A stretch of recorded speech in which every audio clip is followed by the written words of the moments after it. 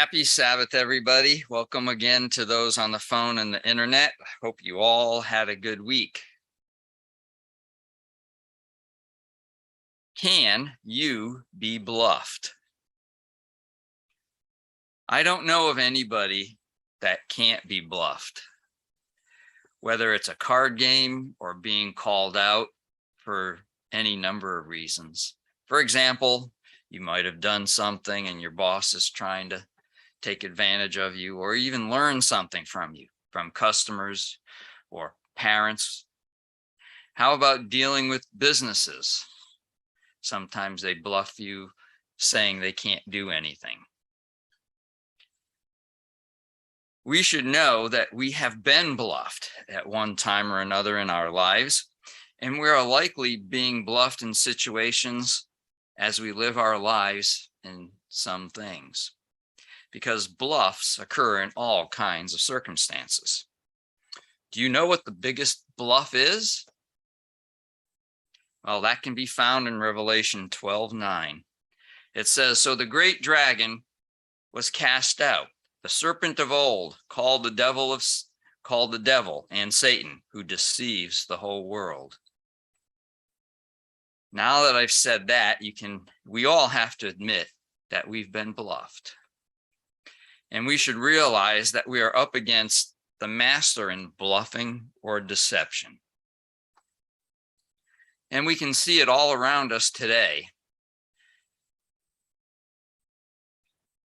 I still feel it's like I'm living in an alternate universe or alternate world. The stuff that I see today that is happening, it's just absolutely amazing. Our society today is full of these bluffs. And by this, they say things like, you're a racist, you're sexist, you're homophobic. You don't believe in free speech if you won't allow me to groom your kids about normal thinking, about abnormal thinking, about what a male and a female is and sexual practices. These are all bluffs. And unfortunately, people are taking the bluffs. But we as God's people should be concerned not with these bluffs or trying to please whoever's saying these bluffs, but about pleasing God. Or not pleasing God, that we are practicing sin, being a sinner, someone that Jesus would say in Luke 13:27, "I tell you, I do not know you, where you are from. Depart from me, all you workers of iniquity." Where just before you said to Jesus, "But we ate and drank in your presence, and you taught in our streets." Those words that I do not know you should ring pretty hard in our ears. So I want to give you an example of a bluff where, while briefly relating the story of the death of Polycarp, a disciple of John. Now, this is quoted from the ChristianHistoryInstitute.org. All you have to do is go on the internet and search about the life of Polycarp, and there are many references about it. But at this particular point, Polycarp was being taken into the arena. He had been captured by Roman soldiers. And while he was entering the arena, it says, a voice came down to him from heaven, and it said, "Be strong, Polycarp, and play the man." No one who had spoken, but the brothers who were there heard the voice. When the crowd heard that Polycarp had been captured, there was an uproar. Can you imagine being in a big theater, like a sports theater, and all of a sudden they hear your name and they go, "Yay," but they're going boo because they don't like you.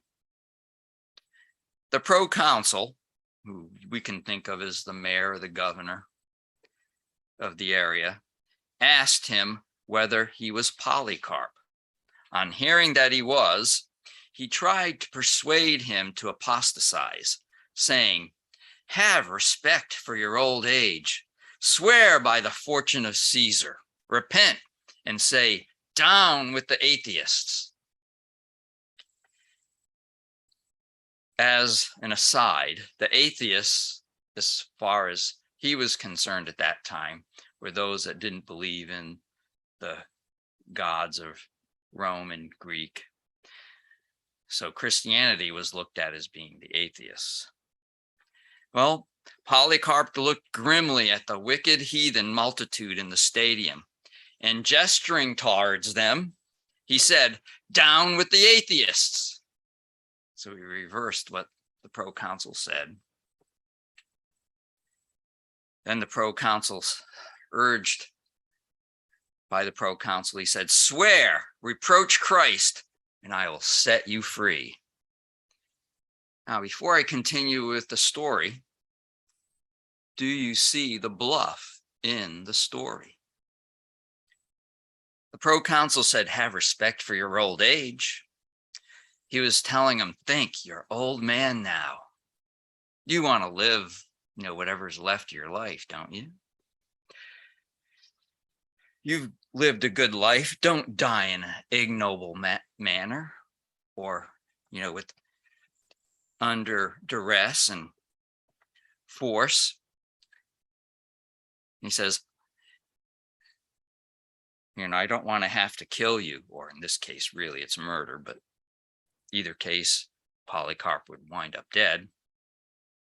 So Polycarp answered him and said, 86 years have I served Christ, nor has he ever done me any harm. How then could I blaspheme my king who saved me? According to the story, they tried to burn him at the stake, and God protected him from the fire. They saw that the fire was doing nothing to him, so an order was given to pierce him or run him through, and Polycarp died. See, the proconsul tried to stir up doubt in Polycarp's mind. He was trying to convince him that if you do this, you'll continue to live. You're old. You don't need to suffer. Again, these are bluffs. These are the type of bluffs that we hear. Such practices today, and even back then, have been refined by people that have done them over and over again. You see, what they usually wind up doing is they mock you, and hopefully, and what they want to do is have you give in. They promise that you'll be returned to your normal life.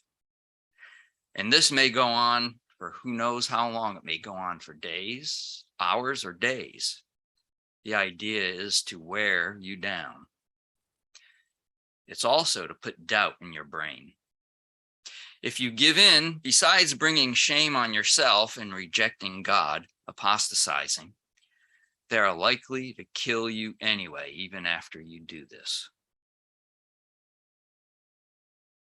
This type of device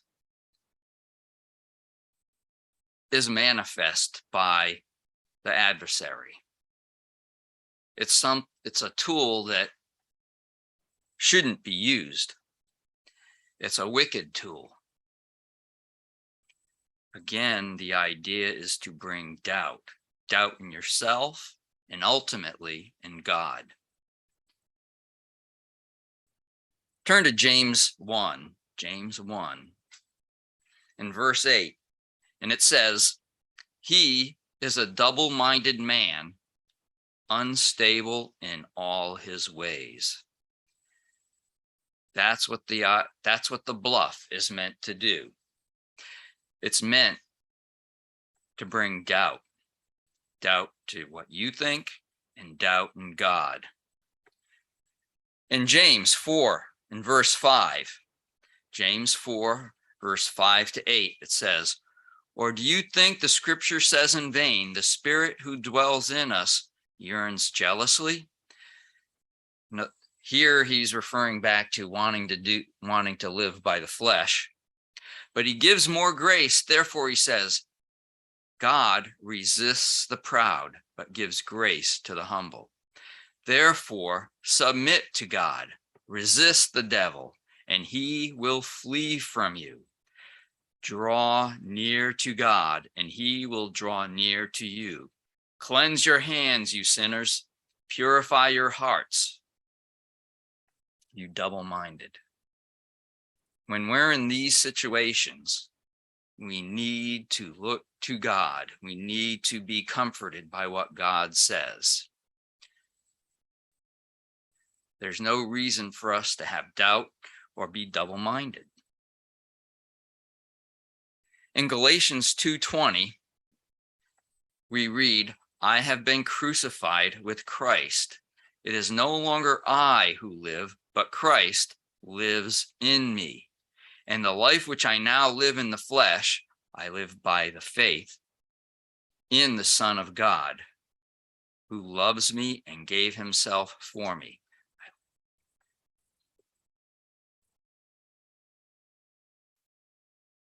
These are important words to remember. We also hear such things on Passover evening. We hear it at other times. These scriptures are used. For example, I'm using them now, but we're likely to hear these scriptures on Passover. John 15, turn to John 15. He says, abide in me, John 15:4. Abide in me, and I in you, as the branch cannot bear fruit of itself unless it abides in the vine. Neither can you unless you abide in me. I am the vine, you are the branches. He who abides in me, and I in him, bears much fruit, for without me you can do nothing. If anyone does not abide in me, he is cast out as a branch and is withered. And they gathered them and threw them into the fire, and they are burned. If you abide in me, and my words abide in you, you will ask what you desire, and it shall be done for you.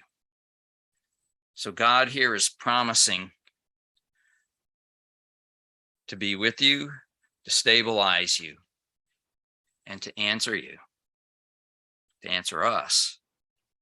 In John 17 and verse 19, John 17, verse 19, Jesus said that the night of the Passover as well. And for your sakes, I sanctify myself, that they also may be sanctified by the truth. I do not pray for these alone, but also for those who will believe in me through their word. That's us today, because we didn't live back then. So Jesus didn't forget about us.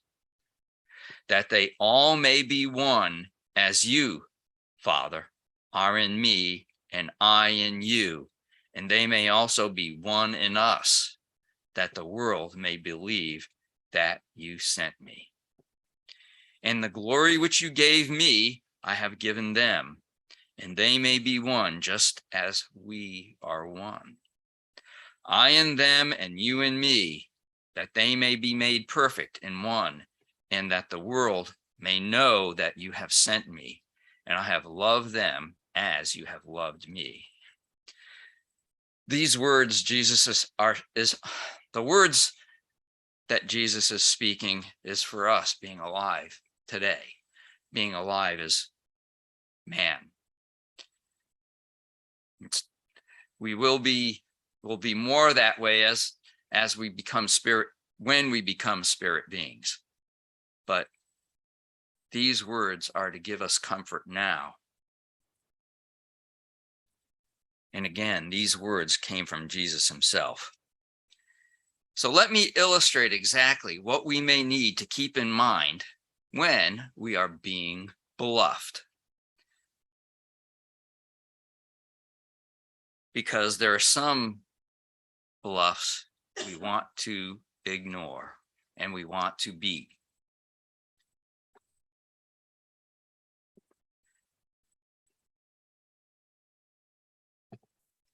Here's what God does for us.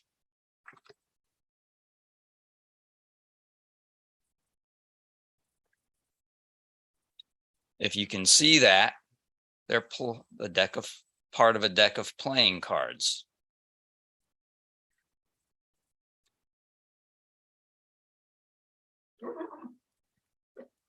And I'm going to display all 4 suits.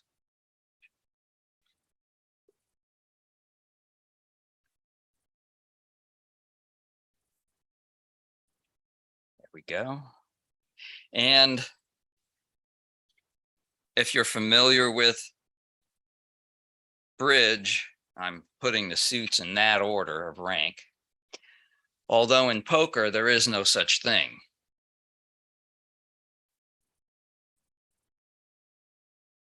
Again, this is a royal flush.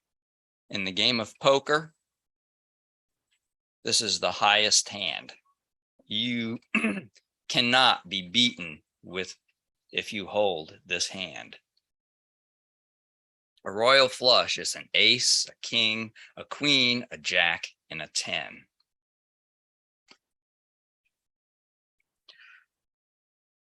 See, God has given us a royal flush if we use poker in the allegory as the game of life.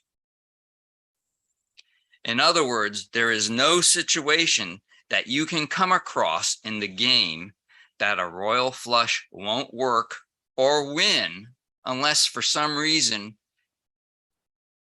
you fold. Why would you fold? See, in the story of Polycarp, he played that royal flush.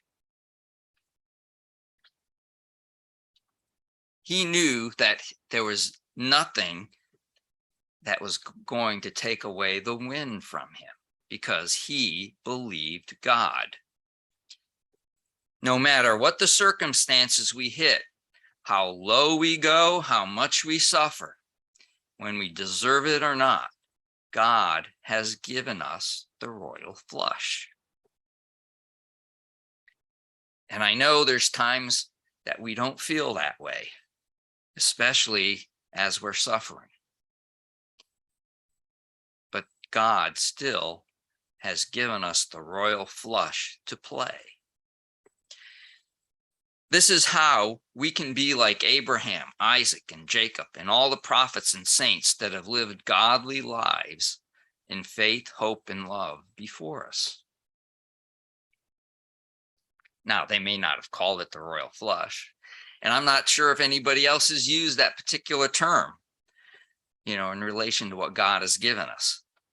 I'm sure I'm not the first one that thought about it. But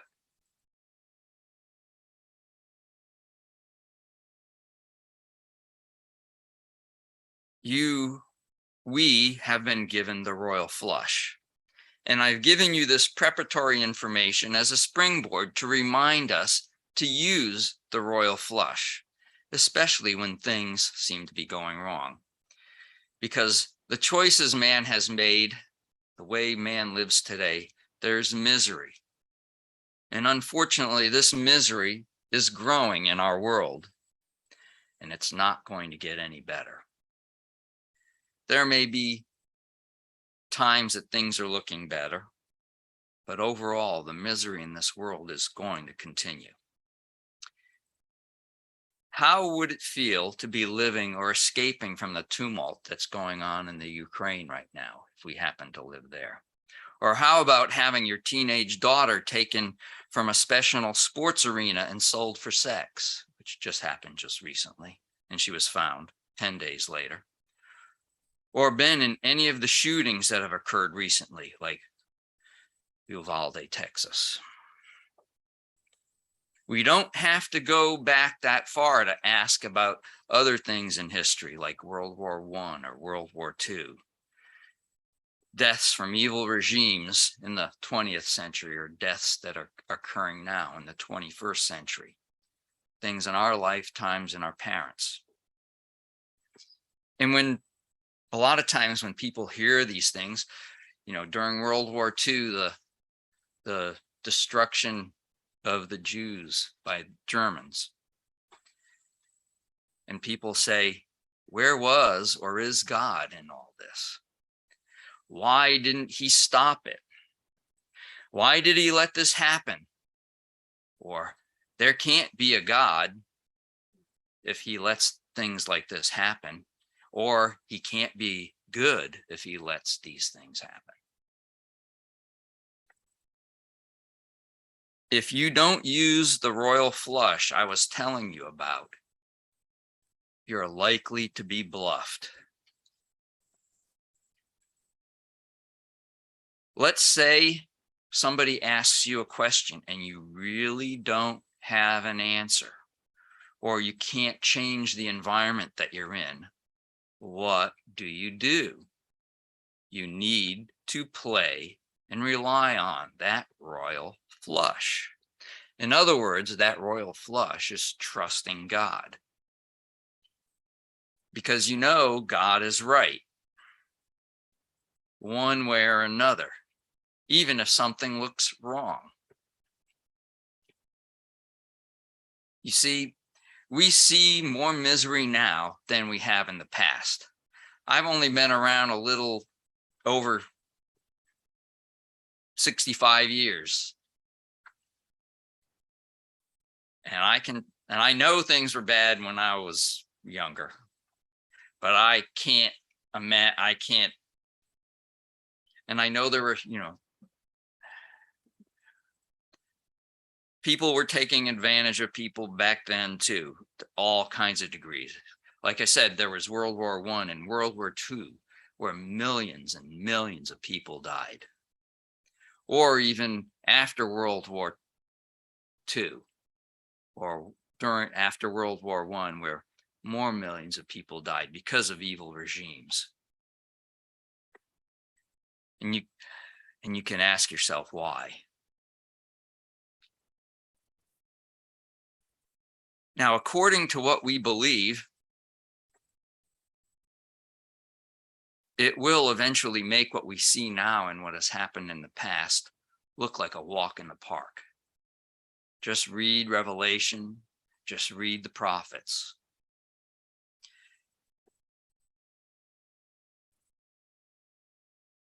My brain doesn't comprehend some of the things that God says, nor can I figure out how it would feel to know that a great deal of humanity is going to die. Just think, if you were alive at the point where God talks about, most of the people that you know would be dead, or you would be dead along with them, but there would be just a huge number of people that have suffered and died. God lets us know that these things are going to happen.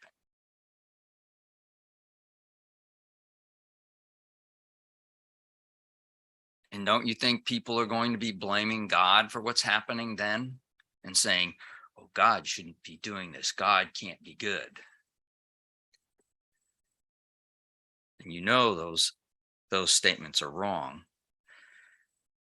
And they just want to bring doubt to you. When Adam and Eve were put on the earth and they sinned, God could have stopped them from sinning and said, why are you doing this? Why aren't you listening to me? Or how about with Cain and Abel? God even tried to give Cain a warning. What did Cain do? He ignored it, he rejected it, and he murdered his brother.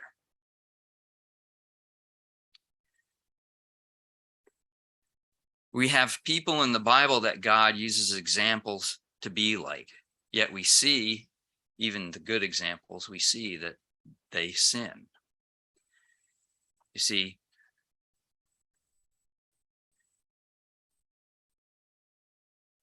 because of sin in the world, people suffer, whether it's then or now. And on a personal thing, I would say, no doubt I have been a poor example at times and would definitely not like to see my sins written in the Bible.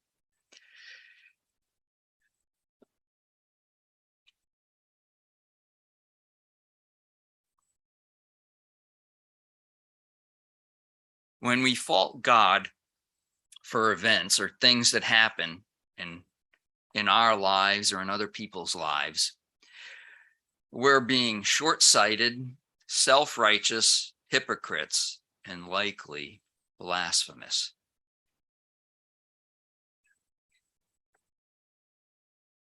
There's this thing called responsibility that seems to be ignored lately, especially by our current leaders. Dig, dig.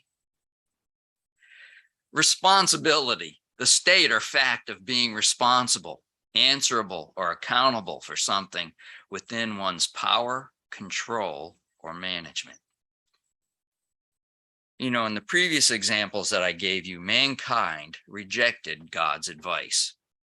So we bear the responsibility and consequences of what happens in our world, even though we may not be the direct cause or even involved.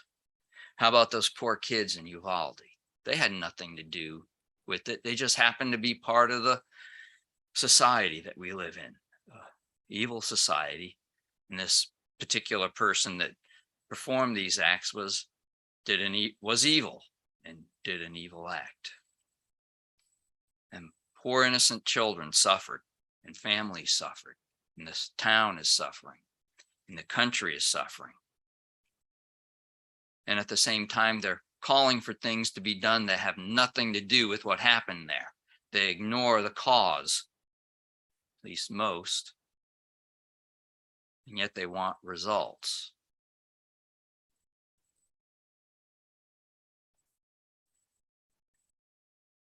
As part of these things, there's a full-fledged movement to even reject and look at Christianity as being bad, to reject God even more. So what kind of results do you think that's going to bring? Mankind as a whole has rejected God, yet they complain about God not protecting them or saving them when bad things happen. Can you imagine that? We do things that are evil. We do things that are against God's law, and we expect good results.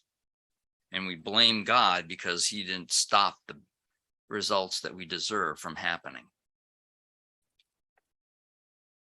Now, what about when you're following God and you're getting results that you don't think you should get? Here's an example. Turn to Exodus 17. Here, the people of Israel are following God.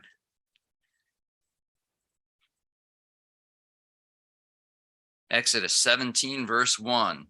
Then all the congregation of the children of Israel set out on their journey from the wilderness of Sin, according to the commandment of the Lord, and camped in Rephidim, but there was no water for the people to drink. Therefore the people contended with Moses and said, "Give us water that we may drink." So Moses said to them, "Why do you contend with me? Why do you tempt the Lord?" And the people thirsted. They were suffering. People thirsted there for water, and the people complained against Moses and said, "Why is it you have brought us up out of Egypt to kill us and our children and our livestock with thirst?" They'd forgotten that God saved them from their troubles, and yet they have the audacity, really, to say these things. So Moses cried out to the Lord, saying, "What shall I do with this people? They are almost ready to stone me." The people had bluffed themselves. Moses was being bluffed. Fortunately, Moses was a good example. He took the appropriate action. He went before God and asked him for help. The people should have been humble enough to ask God for help. And even after Moses did this, a number of times, they didn't even seem to catch on to their leader by his example. Why? Oh, God tells us they were examples for us and how not to be. See, God gave Moses and the people of Israel that royal flush. But only Moses believed God. So he wasn't bluffed. He used that royal flush. He knew he could call on God. He knew God would be there.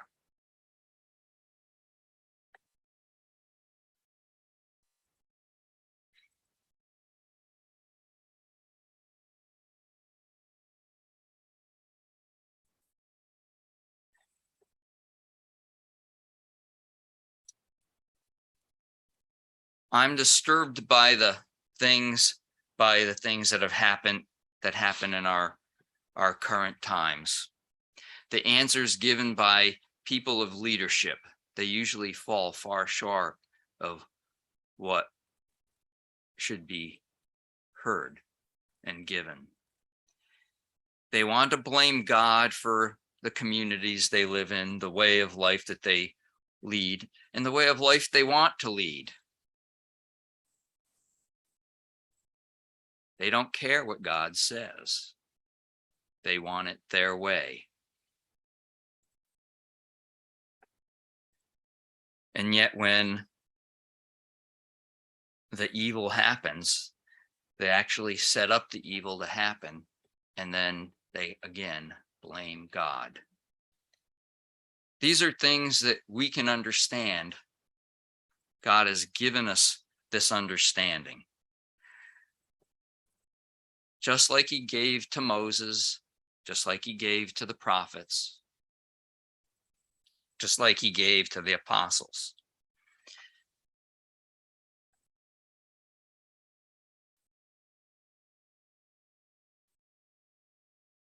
We have this royal flush. It's something that we need to understand. It's something that we can play, especially when we're not sure of the outcome, or sometimes even the answer, because that royal flush wins as long as we trust God. So the conclusion of this matter is don't be bluffed or forget God has given us the royal flush.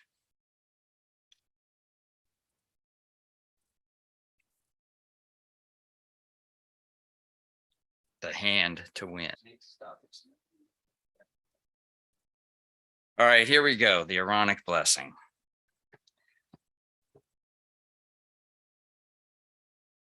And the Lord spoke unto Moses, saying, Speak unto Aaron and unto his sons, saying, On this wise you shall bless the children of Israel, saying unto them, The Lord bless you and keep you. The Lord make his face shine upon you and be gracious unto you. The Lord lift up his countenance upon you and give you peace. And they shall put my name upon the children of Israel, and I will bless them. God bless everybody.